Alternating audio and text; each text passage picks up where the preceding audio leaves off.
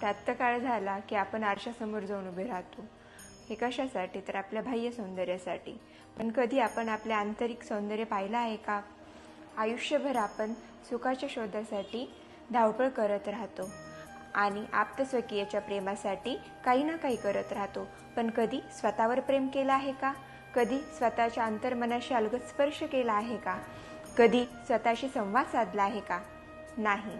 कारण बाहेरच्या जगात वावरत असताना प्रत्येक वेळी इतरांकडे लक्ष देता देता आपण स्वतःलाच विसरून जातो आणि एका क्षणाला असं जाणवायला लागतं की अरे रे, आपण तर जीवन जगायचं राहूनच गेलं.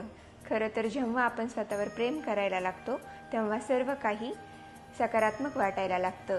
तुम्ही पहा ना की जेव्हा तुम्ही खुश असता तेव्हा तुम्हाला सर्व जग आपल्याला सुंदर वाटायला लागतं.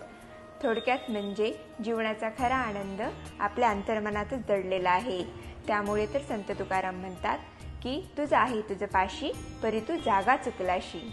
श्रीमद भगवद्गीतेतील अध्याय 11 यामध्ये जेव्हा भगवंतांनी अर्जुनाला त्यांचे विराट विश्वरूप दाखवले तेव्हा भगवंत अर्जुनाला म्हटले, हे पार्थ, मी सर्वव्यापी आहे, मी कणाकणात सामावलेला आहे, मी सर्व जीवामध्ये सामावलेले आहे. या युद्धामध्ये जे जीव आहेत त्या प्रत्येकात माझा अंश आहे. थोडक्यात सांगायचं म्हणजे आपल्या प्रत्येकामध्ये ईश्वरी अंश आहे आणि त्यावर आपल्याला प्रेम करायचं आहे. स्वामी विवेकानंद, गौतम बुद्ध यांनी आत्मदर्शन करूनच स्वतःला मोक्षपद प्राप्त केलं. चिदानंद रूप शिवोहम शिवोहम याचाच अर्थ मीच चेतना आहे, मीच आनंद रूप आहे, मीच शिव आहे, मीच शिव आहे.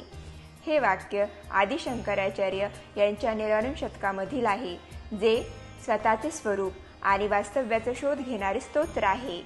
त्यामुळेच आपण स्वतःवर प्रेम करायला हवं, जेणेकरून आपलं आयुष्य सुंदर होईल. धन्यवाद. हरे कृष्णा.